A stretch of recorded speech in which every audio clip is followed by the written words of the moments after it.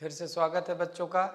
और मैं तो भूल ही गया था कल कि मुझे बोलना चाहिए हैप्पी चिल्ड्रंस डे। और बहुत बहुत बधाई हो सारे बच्चों को, क्योंकि बाल दिवस आज ही है। लेकिन प्रॉब्लम इस बात की है कि वीडियो आपको हो सकता है कल तक पहुँचे या नाइट तक पहुँचे, ये हो सकता है। तो कल बोलता तो आज मिल जाता, लेकिन कोई बात नहीं है, अभी ख़त्म नहीं हुआ। आज भी मेरे तरफ से सारे बच्चों को बाल दिवस की ढेर सारी शुभकामनाएं।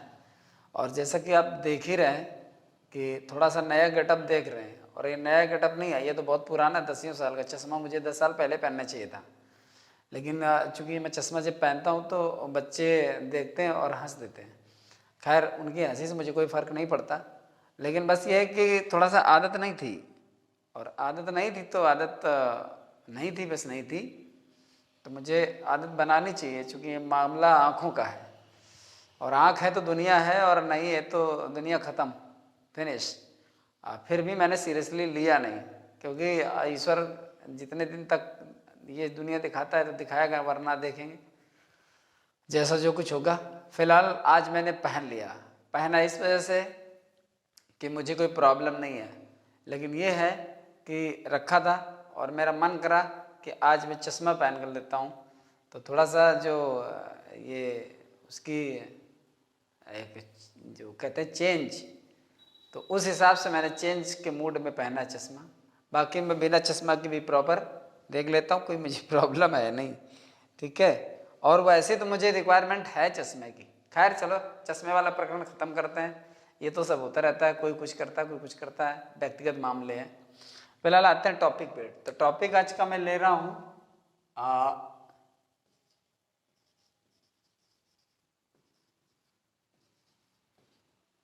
Synthesis part 5। और पार्ट 5 का मतलब है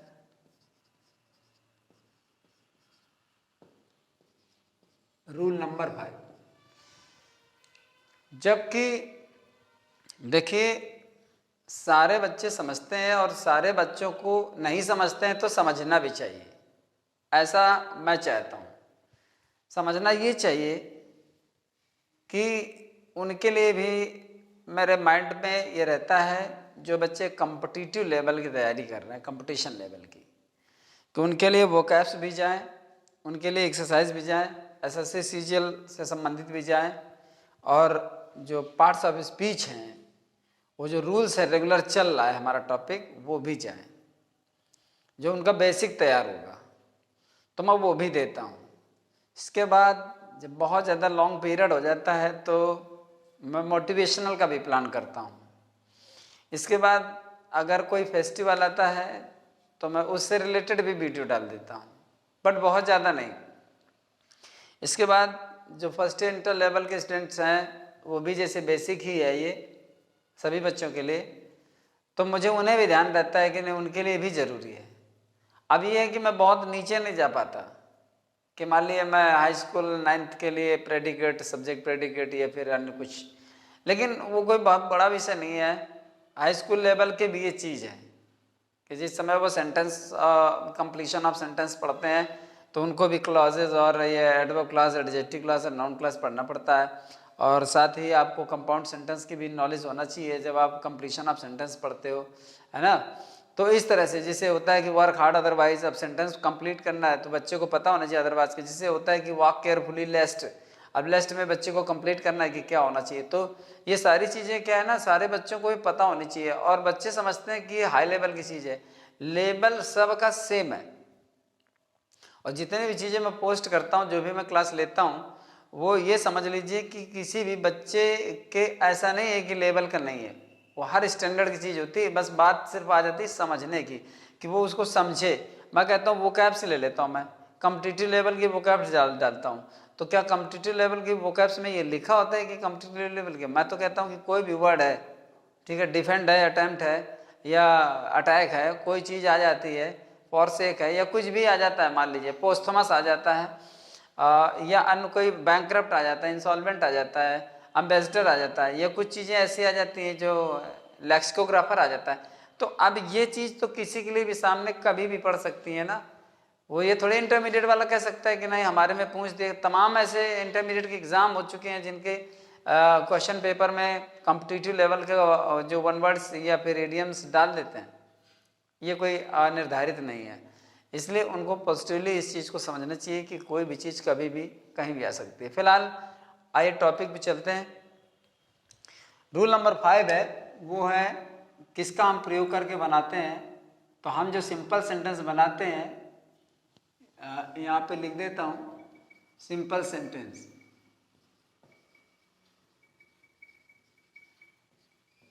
सिंपल सेंटेंस कैसे बनाते हैं, रूल नंबर 5 को, क्योंकि हम रूल नंबर 1 पढ़ चुके हैं, पार्टिसिपल से प्रयोग करके सिंपल सेंटेंस बनाना, इन्फिनिटिव का प्रयोग करके सिंपल सेंटेंस बनाना, और नॉमिनेटिव एब्सोल्यूट का का प्रयोग करके सिंपल सेंटेंस बनाना। और अभी लास्ट मतलब सेकंड लास्ट वीक में मैंने लिया था कि प्रीपोजिशन जीरन या नाउन के आगे प्रीपोजिशन का प्रयोग करके बनाना। अब यहाँ पर सिंपल सेंटेंस बनाते हैं सिंथेसिस पार्ट 5 में रूल नंबर 5 का यूज करके, और वो है नाउन फ्रेज इन एपोजिशन।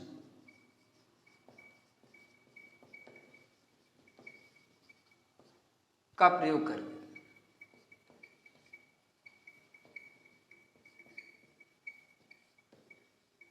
प्रयोग करके सिंपल सेंटेंस बनाना, यानी हम नाउन फ्रेज का प्रयोग करके सिंपल सेंटेंस बनाना सीखेंगे। सारे बच्चे जो नहीं अभी तक समझ में आया, उनको जो नहीं समझ पाए हैं कि इसका प्रयोग कैसे करेंगे और किस तरह से इसका प्रयोग करके सिंपल सेंटेंस, बिल्कुल एक बार गौर से देखेंगे। और मुझे विश्वास है कि बच्चों को जो नहीं समझ पाए होंगे, जो नहीं बना पाते होंगे, सिर्फ एक बार में बनाना सीखेंगे। उसको बस देखना है, बहुत ही मतलब कंसंट्रेट होकर के समझना है उसको, और एक बार सिर्फ आप देखिए और आने लगेगा, ऐसा मेरा विश्वास है। फिलहाल नाउन फ्रेज इन एपोजिशन, तो देखिए सबसे पहले हमें जानकारी होनी चाहिए नाउन फ्रेज की, फिर इसके बाद हमें जानकारी होना चाहिए एपोजिशन की। तो नाउन फ्रेज, एडजेक्टिव फ्रेज और एडवर्बियल फ्रेज, ये 3 फ्रेज होते हैं, और तीनों फ्रेज का मैं शायद वीडियो डाल चुका हूँ, शायद, कंफर्म तो नहीं, क्योंकि ये तो मुझे पता है कि ग्रामेटिकल टर्म्स के वीडियो पढ़े हैं, इतना मुझे पता है, लेकिन मैंने कॉम्प्लीमेंट उसमें पढ़ाया कि नहीं पढ़ाया, या क्लॉज पढ़ाई कि नहीं पढ़ाई, लेकिन अब मुझे ये लगता है कि मैंने फ्रेज बताया है। तो फ्रेज वाला वीडियो सरली पढ़ा हुआ है, तो वहाँ से आप नाउन फ्रेज समझ सकते हैं। वैसे तो ये है कि नाउन हम जानते हैं कि नाउन की डिफिनीशन क्या होती है, ठीक है, पर्सन, प्लेस और थिंग, और अगर डिटेल में थोड़ा जाए तो एब्स्ट्रैक्ट नाउन वगैरह को भी हम इसी श्रेणी में रखते हैं कि वो नाउन होता है। तो अगर एक शब्द मिलकर नाउन का काम कर रहा है, एक शब्द आया और वो नाउन का काम कर रहा है, तो वो नाउन है ही। लेकिन एक से अधिक शब्द मिलकर अगर नाउन का काम करते हैं तो वो नाउन फ्रेज कहा जाता है। फ्रेज का मतलब होता है more than one words. One word मतलब जो एक से ज़्यादा शब्द होते हैं तो वो फ्रेज होता है। तो अगर एक से अधिक शब्द मिलकर के नाउन का काम करें तो वो नाउन फ्रेज है। और एपोजिशन का मतलब हम समझ लेते हैं। एपोजिशन का मतलब होता है side by side, side by side, ये होता है एपोजिशन का मतलब। एपोजिशन का ये मतलब होता है साइड बाय साइड, और साइड बाय साइड का मतलब होता है बी साइड। अब बी साइड का मतलब होता है बगल में, बगल में, पास या निकट, ये होता है साइड बाय साइड। तो साइड बाय साइड का मतलब होता है नजदीक, ये बगल में, ये पास, ये निकट, यानी बी साइड। बी साइड माने साइड में होना, साइड माने क्या होता है, बगल होती है, और बी माने क्या होता है, होना होता है। तो बगल में होने को बी साइड कहते हैं, और बी साइड को ही साइड बाय साइड कहते हैं, और साइड बाय साइड को ही, यानी बी साइड क्या है, साइड बाय साइड, एक के साइड में दूसरा साइड में आना, एक के दूसरे साइड में आना, मतलब साइड बाय साइड। और साइड बाय साइड ही आपका क्या कहलाता है, एपोजिशन। तो हम इसको देखेंगे कि ये एपोजिशन, जिस समय आप एक एग्जाम्पल समझेंगे तो उससे पता चल जाएगा कि साइड बाय साइड क्या होता है। अब हम देखते हैं पहले कि इसका यूज हम कब और कहाँ करते हैं, यूज कब करेंगे इसको, ठीक। यूज तब हम करेंगे सपोज पहला सेंटेंस दिया है और दूसरा सेंटेंस दिया है, ठीक, ये पहला पार्ट है और ये दूसरा पार्ट है। अब इन दोनों को हमें कंबाइन करना है और दोनों को कंबाइन करके एक सिंपल सेंटेंस बनाना है, ठीक है ना। एक सिंपल सेंटेंस हम बनाएंगे, मतलब सबसे ज़्यादा सिंपल सेंटेंस बनाने का, शायद मैंने पहले वीडियो में बताया कि सिंपल सेंटेंस बनाने का सबसे बेटर तरीका है कि दोनों की हिंदी निकाल लीजिए, हिंदी में ही जोड़ दीजिए, और जब वो हिंदी में जुड़ जाए उसको ट्रांसलेट कर दीजिए। इससे आपको बहुत बढ़िया बैकअप मिलेगा और बहुत जल्दी आप अपनी अप्रोच बना लेंगे सिंपल सेंटेंस बनाने को। बल्कि पूरा सिंथेसिस, जितना पूरा सिंथेसिस है, जिसको ना आता हो, बच्चे ध्यान से सुन लें, सिंथेसिस जिसको ना आता हो, और ये देखिए बहुत बड़ा टॉपिक है, जब तक आपको सिंथेसिस नहीं आएगा, ये भी आप नोट कर लीजिए, जब तक आप सिंथेसिस नहीं जानेंगे तब तक आप ट्रांसफॉर्मेशन नहीं जानेंगे, और जब तक सिंथेसिस ट्रांसफॉर्मेशन और डायरेक्ट नहीं जानेंगे तब तक आप सिंटैक्स नहीं जानेंगे। सिंटैक्स आएगा, कर भी लोगे, रूल्स भी होते हैं उसमें, लेकिन आप सिंटैक्स की जड़ नहीं समझ पाएंगे। जब तक सिंथेसिस को आप नहीं अच्छे से समझेंगे तो ट्रांसफॉर्मेशन आपके लिए बेकार है। ये बात अपना बहुत अच्छी तरह ध्यान रखें, क्योंकि जो सिंथेसिस में कॉन्सेप्ट चलता है वो किसी और में कॉन्सेप्ट नहीं चलता, और सिंथेसिस में इतना कॉन्सेप्ट चलता है, इतना डाउटफुल चलता है कि उसको क्लियर करना, समझना और समझाना दोनों बहुत चैलेंजिंग होता है। तो सिंथेसिस आ गया, आपको सिंथेसिस का आइडिया मिल गया, सिंथेसिस में आपने अपना कॉन्सेप्ट बना लिया, तो समझ लीजिए फिर ट्रांसफॉर्मेशन और सिंटैक्स दोनों आपके लिए इजी मैटर हो जाता है। तो वहां पर मैंने बताया था कि अगर आप सिंथेसिस को कवर करना चाहते हैं थोड़ा प्रैक्टिकली, तो उसको आप हिंदी निकालिए, दोनों सेंटेंस की जो भी हों, और हिंदी निकालने के बाद दोनों को हिंदी में ही जोड़ दीजिए, और फिर उसका उन्हीं शब्दों के माध्यम से उसका ट्रांसलेट कर दीजिए, सिंथेसिस बन जाएगा। सिर्फ ये आपको ध्यान रखना पड़ेगा कि हमको जोड़ना किस ग्रुप में है, उसका सिंपल बनाना है कि कॉम्प्लेक्स बनाना है कि कंपाउंड बनाना है। तो इतना तो पढ़ना ही पड़ेगा कि कॉम्प्लेक्स बनाने के लिए हमको किन डिवाइसेस की जरूरत पड़ती है, कंपाउंड बनाने के लिए किस तरह की क्लॉज होनी चाहिए, और उनको क्लॉज को जोड़ने के लिए किस प्रकार के कंजंक्शन होने चाहिए। और सिंपल सेंटेंस में तुमको पता है कि उसमें किसी प्रकार का कोई कंजंक्शन आता ही नहीं है, उसमें सिर्फ एक फाइनाइट वर्ब होती है। सिंपल सेंटेंस कितना भी लंबा हो उसमें एक ही फाइनाइट वर्ब हो, और इसके बाद उसमें किसी भी कंजंक्शन की रिक्वायरमेंट नहीं होती है। अगर उसमें कंजंक्शन आ जाता है तो फिर मान लीजिए वो सिंपल सेंटेंस नहीं है। तो अब चूंकि मैं बैकफुट में जाना नहीं चाहता, उसके लिए आपकी वीडियो पड़े हुए हैं, आप वहां पर देख सकते हैं, प्लेलिस्ट है उसकी अलग से सिंथेसिस की, आप सिंथेसिस की प्लेलिस्ट ओपन करिए और सारे वीडियो आपको सिंथेसिस वाले मिल जाएंगे। फिलहाल जब आपको पहला और दूसरा सेंटेंस ये आपको मिल गया और इसको बनाना चाहते हो, और वो भी बनाना चाहते हो आप इस नियम से, एपोजिशन का प्रयोग करके इस नियम से बनाना चाहते हो, तो आपको देखना क्या होगा, आपको देखना होगा कि मान लो फर्स्ट सेंटेंस में कोई नाउन आया है, इसमें कोई नाउन आया है, चाहे वो यहाँ आया हो, चाहे यहाँ आया हो, चाहे यहाँ आया हो, अगर इसमें कोई नाउन आया है और इसको एक्सप्लेन करने वाला, मतलब इसकी बात करने वाला, समझना जरा, मान लो अब इतना इजी है ये समझना कि आप सिर्फ बातों समझ सकते हो, बाकी काम एग्जाम्पल कर देगा। कि अगर यहाँ पर कोई नाउन आया, इस सेंटेंस में कोई नाउन आ रहा है, देखो अगर वो एपोजिशन बनाने के लिए सिंपल सेंटेंस दे रहा है और आपको ये लगता है कि एपोजिशन से बनेगा क्या, तो आप तुरंत, अगर आप 10-12 सेंटेंस या एक एक्सरसाइज बना चुके हैं तो तुरंत ही आप उसको पकड़ भी लेंगे बात को कि एपोजिशन से बनेगा। तो यहाँ पर हो गया क्या कि अगर इस सेंटेंस में कोई नाउन आया और इसकी नाउन, मतलब इस नाउन की बात कोई यहाँ कर रहा है, इस नाउन की बात किसी शब्दों या फ्रेजेस के माध्यम से यहाँ पर फिर की जा रही है, दोबारा फिर कर रहा है वो, तो यहाँ का जो आपका फ्रेज होगा वो आकर इसके बगल में बैठेगा, क्योंकि जो यहाँ पर व्याख्या जो इसकी करेगा वो फिर यही होगा, इसको एक्सप्लेन करने वाला। जो यहाँ पर कोई शब्द आ जाएंगे और अगर इसकी व्याख्या करेगा, इसको एक्सप्लेन कर रहा है, इसको किस तरह से डिनोट कर रहा है, इससे कनेक्शन अपना बता रहा है, तो फिर इसको यहाँ से उठा लाइए और यहाँ रख दीजिए, ये करिए। बस ये है कि जो हमारा एपोजिशन होता है, जो एपोजिशन में आएगा यानी जो बगल में आएगा उसके पहले एक कॉमा लगाना है और उसके बाद में एक कॉमा लगाना है।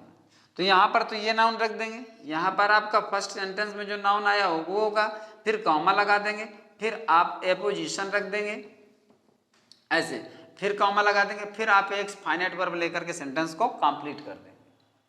बट ये है, ध्यान ये भी रखना पड़ेगा, कभी कभी एपोजिशन इसी सेंटेंस में होता है, वैसे जरूरी नहीं कि इसी सेंटेंस में हो, वैसे ज्यादातर हो जाता है कि इसी सेंटेंस में एक्सप्लेनेशन उसकी व्याख्या करने वाला फ्रेज आ जाता है। फ्रेज होता है वो, कहा गया noun phrase, noun phrase in apposition, जो होगा वो फ्रेज होगा। तो अगर यहाँ फ्रेज आता है, यहाँ फ्रेज आता है, तब भी आपको यहीं लाना। अगर यहीं है, कभी कभी पहले सेंटेंस में ही फ्रेज होता है, कभी कभी पहले सेंटेंस में ही फ्रेज होता है, और कभी कभी दूसरे सेंटेंस में फ्रेज होता है, और कभी कभी दोनों सेंटेंसेस में फ्रेज होता है। तो अगर इसकी व्याख्या करने वाला यहां भी है और यहां भी है, तो आप क्या करेंगे, आप उन दोनों में एक ही फ्रेज का इस्तेमाल करेंगे, ये नहीं करेंगे कि दोनों फ्रेज को उठा के रख दें, ठीक है ना। तो यहां पर अब हम लेते हैं एग्जाम्पल, और एग्जाम्पल से आपको सटीक जानकारी मिल जाएगी, समझ जाओगे कि वहां पर क्या है और क्या नहीं है।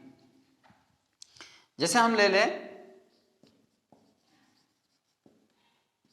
Tulsidas was a great poet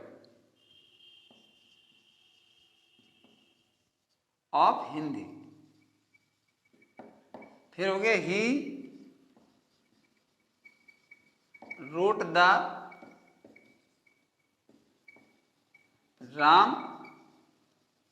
Ramcharit Manas. मतलब हुआ ये कि तुलसीदास एक महान कवि थे हिंदी के, तुलसीदास एक हिंदी के महान कवि थे। He wrote the Ramcharit Manas, उन्होंने रामचरित मानस की रचना की। अब हमको देखिए ये करना कि इसमें नाउन क्या है। नाउन इसमें तुलसीदास है। तुलसीदास के बारे में कोई ऐसा फ्रेज आया है जो उनकी बात कर रहा हो या तुलसीदास के बारे में कुछ कह रहा हो? तुलसीदास के बारे में कहने वाला एक फ्रेज ये है। तुलसीदास कौन थे? A great poet of Hindi, great poet of Hindi, Hindi के महान कवि थे। तो अब यहां पर होता क्या कि ये दोनों चीजें एक ही होना चाहिए, दोनों चीजें एक ही होना चाहिए, वही फ्रेज लिया जाता है। और चूंकि जब दोनों चीजें एक ही होंगी तो वही उसकी व्याख्या करेगा, वही उसकी व्याख्या करेगा। रामचरितमानस जैसे यहां पर दूसरा नाउन आया है, तो रामचरितमानस तुलसीदास नहीं है। हाँ ये है कि तुलसीदास ने रामचरितमानस है, वो बुक है, ये पर्सन है, ये पर्सन है, ये नाउन है, ये नाउन फ्रेज है, क्योंकि ये सिंगल वर्ड में है और ये एक वर्ड से अधिक है, इसलिए ये फ्रेज हो गया। चूंकि हिंदी के एक महान कवि, ये भी एक आदमी है, ये भी एक पर्सन है, तो बन गया नाउन, क्योंकि पर्सन प्लेस ऑफ थिंग। जब वो नाउन बन गया तो हम उसको नाउन कहेंगे, चूंकि एक से अधिक शब्द में है इसलिए फ्रेज है, इसलिए हो गया नाउन फ्रेज। अब ये नाउन फ्रेज हो गया, बीच में आ रही है वर्ब, ठीक, इस सेंटेंस की ये वर्ब है और इस सेंटेंस की ये वर्ब है। अब दोनों सेंटेंस में ध्यान रखना है कि हमको एक ही फाइनाइट वर्ब लाना है।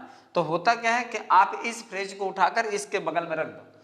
तो यहां पर जो तुलसीदास है वही तुलसीदास, और कॉमा लगाया और लिख दिया a great poet of Hindi, ये पूरा लिख दिया, फिर यहां पे कॉमा लगा दिया। अब ये होता है कि ये दोनों चीजें एक ही होना चाहिए। तुलसीदास कौन है? हिंदी के महान कवि। हिंदी के महान कवि कौन है यहाँ पर? तुलसीदास। दोनों एक ही हो गए। नाउन, अब ये है नाउन फ्रेज, ये पूरा नाउन फ्रेज है और ये है नाउन। तो नाउन फ्रेज इन एपोजिशन, अर्थात ये पूरा जो है इससे हमको पता चल रहा है कि तुलसीदास कौन है। अर्थात तुलसीदास की व्याख्या करने वाला है एक great poet of Hindi, Hindi के महान कवि। तो तुलसीदास हिंदी के एक महान कवि ने, और फिर यहां से इसको खत्म कर देंगे, चूंकि ये है प्रोनाउन, इसकी कोई जरूरत नहीं, हमने एक एपोजिशन ले लिया और लेने के बाद यहां पर हो गया। अब लिख देंगे रोट द रामचरित मानस, ये हो गया। ये मैंने शॉर्टकट में लिख दिया, यहाँ पे फुल फॉर्म में लिखा है, इसमें ज्यादा कंफ्यूज रहने की जरूरत नहीं है और मुझे विश्वास है कि बच्चे इतना समझते हैं। तो यहाँ पर हो गया कि एक महान कवि तुलसीदास ने रामचरितमानस की रचना की, या तुलसीदास एक महान कवि ने रामचरितमानस की रचना की। एक ही फाइनाइट वर्ब आ रही है। यहाँ पर आपको कॉमा जरूर देना पड़ेगा, कॉमा नहीं देंगे तो फिर सेंटेंस गलत माना जाता है। वजह यह है कि दोनों सेंटेंस, दो नाउन इस तरह से बिना कॉमा के या बिना किसी कंजंक्शन के हम एक साथ नहीं लिख सकते। जैसे हम कह देंगे राम श्याम खेल रहे हैं, तो ये तो हिंदी की बात है, लेकिन हम ये नहीं कह सकते कि राम श्याम खेल रहे हैं, ये नहीं कह सकते हैं राम श्याम आर प्लेइंग, ये इंग्लिश में ग्रामेटिकली फॉल्ट है ये, ठीक। तो आपको यहाँ पर क्या करना पड़ेगा कि एंड लगाना पड़ेगा। अब चूंकि यहाँ पर दो पर्सन अलग अलग हैं इसलिए हम एंड लगा रहे हैं, क्योंकि राम और श्याम खेल रहे हैं, दो लोग खेल रहे हैं, ठीक। राम और श्याम एक ही नहीं है, इसलिए यहाँ पर कॉमा से काम नहीं चलेगा। लेकिन तुलसीदास और ग्रेट पोएट एक ही है, इसलिए यहाँ पर आपको कॉमा लगेगा, क्योंकि यहाँ पर एंड लगाना गलत है। अगर हम कहते हैं Tulsidas and a great poet of Hindi, तो दोनों अलग हो गए। फिर हिंदी का महान कवि कोई और है और तुलसीदास कोई और है। तो जब इसमें कॉमा लगाने की भी एक वजह है, ऐसा नहीं है कि कॉमा हम लगा देते हैं और उसका कोई कारण नहीं है, रीजन है। अगर हम यहाँ पर एंड लगाते हैं तो दोनों चीजें एक हो गई, वो सॉरी अलग हो गई, और यहाँ पर कॉमा लगाते हैं तो दोनों चीजें एक हो गई। इस वजह से यहाँ पर कॉमा ही लगाया जाता है, इस बात का ध्यान रखिए। तो राम और श्याम अलग अलग है, इसलिए यहाँ पर हो जाता है कि राम और श्याम खेल रहे, दो लोग खेल रहे। यहाँ पर है एक ही चीज है, इसलिए तुलसीदास एक ग्रेट पोएट ऑफ हिंदी के महान कवि तुलसीदास ने रामायण की रचना यानी रामचरितमानस की रचना की। तो ये आ गया आपका नाउन फ्रेज और noun phrase in apposition. Apposition मतलब तुलसीदास के बगल में, तो जो फ्रेज नाउन की व्याख्या कर रहा होता है उसको हम बगल में उठा करके रख देते हैं। सेकंड एग्जांपल ले लेते हैं, सेकंड एग्जांपल में इसी में बना देते हैं। देखिए वैसे तो यहाँ पर कोई भी नाउन फ्रेज नहीं है, अर्थात ऐसा फ्रेज नहीं है जो तुलसीदास की व्याख्या करता हो, जिसको हम उठाकर तुलसीदास के पास लाएं। लेकिन टेक्निक ये होती है कि जब हम थोड़ा सा आगे बढ़ते हैं तो कुछ चीजें हमें नई सीखने को मिलती हैं। क्योंकि अभी आप फर्स्ट टाइम इस सेंटेंस को देखे हो, लेकिन आगे आप खुद ही ये बनाना सीख जाओगे कि जब कभी गुंजाइश होती है कि हम वर्ब दी हुई है और उसको हम नाउन बना सकते हैं।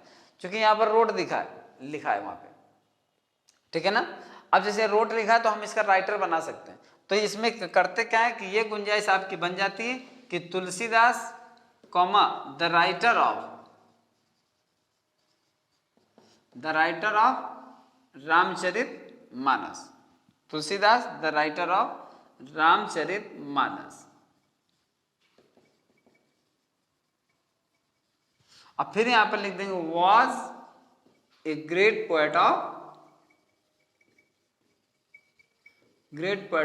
फिर हम लिख देंगे हिंदी, वो हिंदी के एक महान को। तो देखिए तुलसीदास रामचरितमानस के रचयिता, तो रामचरितमानस के रचयिता तुलसीदास एक महान कवि, हिंदी के एक महान कवि थे। इसको हमने बनाया है क्योंकि बनाने की गुंजाइश है वहां पर। कभी कभी ऐसा नहीं होता है कि आप वहां पर ये चीज बना सको, ये बाय चांस की बात है कि कोई ऐसा वर्ड आ जाए जिसको आप नाउन बना सको। लेकिन ऐसा नहीं होता है कि वहां पर हमेशा ऐसा होता हो, लेकिन कोई ना कोई फ्रेज आपको मिलेगा तो उसके जरिए आप पहले बनाइए, फिर धीरे धीरे खुद ही प्रैक्टिस हो जाती है और हमें समझने की एक अंडरस्टैंडिंग आ जाती है कि हम खुद ही समझने लगते हैं कि इसको हम राइटर कर सकते हैं, फाइट है तो फाइटर कर सकते हैं, ठीक है, डिस्कवर्ड है तो डिस्कवरर कर सकते हैं। वो फिर हम खुद समझ जाते हैं कि इसका यहाँ पे नाउन बन सकता है कि नहीं। तो उसमें कोई बड़ी बात नहीं है। फिलहाल यहाँ पर एक एग्जांपल और ले लेता हूं मैं, जिससे आपको और समझने में मदद मिल जाएगी। ठीक, जैसे हम लिख दें रानी लक्ष्मीबाई,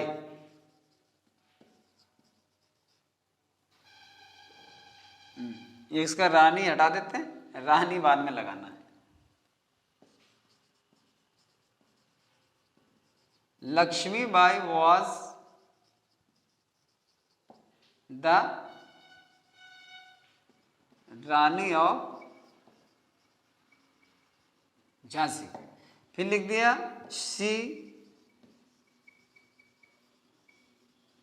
फॉट अगेंस्ट द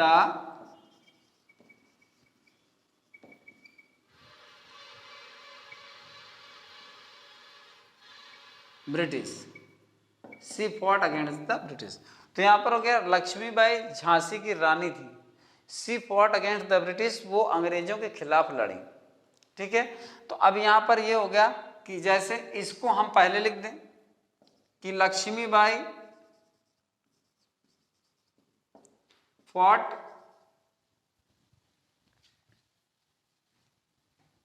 थोड़ा समझना है और थोड़ा धैर्य के साथ समझना है, जल्दबाजी ना करें।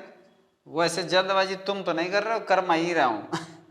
लक्ष्मीबाई फॉट अगेंस्ट, तो मुझे ये रहता है कि कम समय में बच्चों को मैं बता सकूं।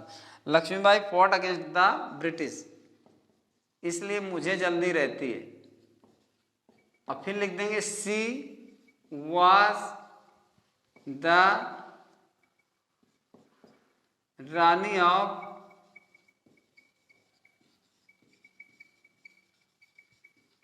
देखिए क्वेश्चन देने वाले का कुछ मतलब हम कह नहीं सकते, उसका मानक क्या है, अपना क्राइटेरिया क्या है, ठीक है, किस हिसाब से वो क्वेश्चन देता है। अगर ये क्वेश्चन देता है तो बच्चे तुरंत समझ जाते हैं द रानी ऑफ झांसी, इसको खत्म करो, यहाँ कॉमा लगाओ, यहाँ पे कॉमा लगाओ, इसको खत्म कर दो, बन जाएगा Lakshmibai the Rani of Jhansi fought against the British. Jhansi की रानी लक्ष्मीबाई अंग्रेजों के खिलाफ लड़ी, काम खत्म। इसमें इजीली अप्रोच बन जाती है, आप जल्दी समझ जाते हो कि जो लक्ष्मीबाई थी वो झांसी की रानी थी, उसको उठाया, ये हटाया और कॉमा लगा कर लिख दिया। जब ये आ जाता है तो इस तरह से भी आइडिया लग जाता है। पर बात ये थी कि जैसे मैंने वहां पे कहा था कि रोड को आपने राइटर बना लिया, मैंने कहा था हर टाइम पॉसिबल नहीं है कि आप इसको करने लगो। देखो तो जो लक्ष्मीबाई है उसका अपोजिशन है द रानी ऑफ झांसी, जो झांसी की रानी थी वही लक्ष्मीबाई है, और जो लक्ष्मीबाई है वही झांसी की रानी, तो ये दोनों चीजें मिलकर एक हो गई। तो यहाँ पर आपको वो फ्रेज है, ये नाउन है, उस नाउन फ्रेज को उठाकर इसके बगल में लाना है और आपका सेंटेंस बन जाएगा। जैसे आप यहाँ पर देखें लक्ष्मीबाई, और फिर हो गया द रानी ऑफ झांसी। वैसे ज्यादातर नेचुरली सेंटेंस इस प्रकार का होता है, फिर भी अगर वो इसको पलट भी देता है तब आप ये तो नहीं कह सकते हो कि ऐसा क्यों किया आपने, ऐसा तो हमने पढ़ा नहीं पढ़ा है, तो आप अपनी अंडरस्टैंडिंग इस्तेमाल करिए कि आप उसको समझ जाए, जहां भी हो आप वो नाउन फ्रेज उठाकर आप यहाँ लाए। तो यहाँ पर हो गया Lakshmibai the Rani of Jhansi comma, और फिर इसको आप बाद में लिख दें फॉट अगेंस्ट द ब्रिटिश। ठीक, इस तरह से कर करके आप बना सकते हो, फॉट अगेंस्ट द ब्रिटिश ऐसे जोड़ सकते हो। तो ये तो हो गया सीधा। अब यहाँ पर क्या है, आपने इसको ऐसे कर दिया। अब तुम सोचो कि Lakshmibai the fighter against the, फिर नहीं बनेगा, फिर द फाइटर ऑफ आना चाहिए, और जब वहां से ऑफ आ जाएगा तो ऑफ द ब्रिटिश लिखोगे, तो वो आपके लिए प्रक्रिया थोड़ा सा टिपिकल हो जाएगी। वहां पर आपके लिए थोड़ा सा कॉम्प्लिकेशन, ये सिचुएशन बन जाएगी जो आप, तो वही मैंने कहा कि एग्जाम में ये आपको रिस्क लेने की जरूरत नहीं है। आपका यहाँ पर इजीली आपको समझ में आ रहा है कि लक्ष्मीबाई का अपोजिशन है द रानी ऑफ झांसी, तो आप इतनी तकलीफ उठाने की कोशिश ना करें। हाँ ये होता है, जैसे हम ये कहते हैं कि the Columbus was an Italian, he discovered India, ऐसे करके आ जाए, वही डिस्कवर्ड अमेरिका, ये इस तरह से आ जाए तो फिर वो हो जाता है कि डिस्कवरर ऑफ अमेरिका, ये हम बना सकते हैं। तो या करते हैं हम कोलंबस कॉमा लगाए एन इटालियन, ऐसा कर दें, फिर कर दें डिस्कवर्ड अमेरिका, या Columbus the discoverer of America was an Italian, ऐसा कर दें। तो ये चीज हो जाती है कि कभी कभी दोनों जगह पर अपोजिशन इजीली मिल जाता है, पर जहां मिल रहा हो वहां ये नहीं करना चाहिए। अगर वो आपका सेंटेंस इतनी सुविधा दे रहा है कि वहां पर बन सकता है तो बनाइए। यहाँ पर बनाओगे तो तुम फोर्ट को तुम तो सोच गए कि फोर्ट को हम फाइटर बना सकते हैं, तो फाइटर अगेंस्ट द ब्रिटिश, तो सेंस तो निकल रहा है इसमें भी कि अंग्रेजों के विरुद्ध लड़ने वाली, मतलब बनने को बन जाएगा Lakshmibai comma the fighter against the British. लेकिन the fighter against the British जो प्रीपोजिशन है वो थोड़ा फेवरेबल नहीं है, अर्थ में सही है क्योंकि ज्यादातर आ जाता है द फाइटर ऑफ ऐसे करके आ जाता है, तो ये थोड़ा नेचुरली सेंटेंस वो नहीं अच्छा लगता। तो हमें ये देखना, ये सब कुछ देखना पड़ता है, जबकि उसमें ये होता है कि जांचने वाले को ये लगा कि जब easily the Rani of Jhansi लिखा है तो आप इसको इतना मोल्ड करने की क्या जरूरत थी, ऐसा करने के क्या मतलब। हाँ प्रैक्टिकली तुम क्लास में ऐसा पढ़ सकते हो और टीचर से इसका वेरिफिकेशन ले सकते हो कि सही कितना है, तो वो एक अलग बात है। एग्जाम में रिस्क नहीं लिया जाता, इस एग्जाम में रिस्क लेने का मतलब होता है आप कहीं ना कहीं से अपना नुकसान कर रहे हैं। फिलहाल तो इस तरह से आप इसमें ये सेंटेंस आप इस तरह बना सकते हैं। अब इसमें अगर किसी भी तरह की प्रॉब्लम है तो जरूर मुझे बताएं और मैं उसको क्लियर कर दूंगा।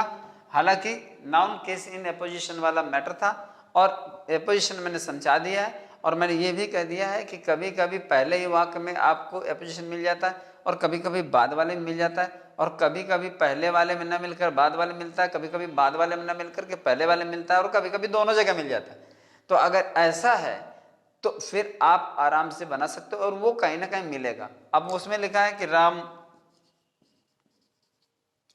was the son of Dasharath, Ram was the son of, आपने लिख दिया दशरथ, ठीक है।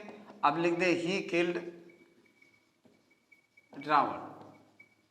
तो देखो होता क्या है कि राम, इसको हटा दिया, द सन ऑफ दशरथ, ये आपने अपोजिशन में इसको ले लिया, क्योंकि जो राम है वही दशरथ के पुत्र है। अब यहां पर आपने इसको ले लिया और फिर इसको हटा दो, killed Ravan, Ram the son of Dasharath killed Ravan, सीधे हो गया कि दशरथ के पुत्र राम ने रावण को मारा। अब तुमने क्या किया, उसको टेक्निकली आप उसको बनाने की कोशिश कर रहे हो कि Ram the killer of Ravan. तो अच्छा है, सेंटेंस अर्थ में भी ठीक है, लेकिन ज्यादा फेवरेबल आपको यही लगेगा, हो जाएगा कि Ram the killer of Ravan, कि राम, अब किलर का मतलब जानते हो, अब मैं वही मना कर रहा हूं कि किलर का ऐसा लगेगा जैसे उन्होंने मतलब क्रिमिनल बन करके मर्डर किया, जबकि वो तो स्पिरिचुअल ईश्वर का वो महत्व, वो खुद आप समझ सकते हो कि किस वजह से मारा। तो किलर ऑफ रावण ऐसा नहीं लगता जैसे कि किसी की हत्या आपने शासन की है और किसी को मतलब गैर कानूनी ढंग से मार दिया। तो किलर शब्द थोड़ा सा मतलब उतना फेवरेबल नहीं बनता, इसलिए बेहतर है कि आप यहीं पर बने रहें और सीधे किल रावण लिख दें। तो होता क्या है कि आप प्रूव तो कर सकते हो, जब आप डिस्कस करोगे, आर्ग्यू करोगे, तो प्रूव तो कर सकते हो कि चाहे जैसे हो, लेकिन थे तो मारने वाले ना।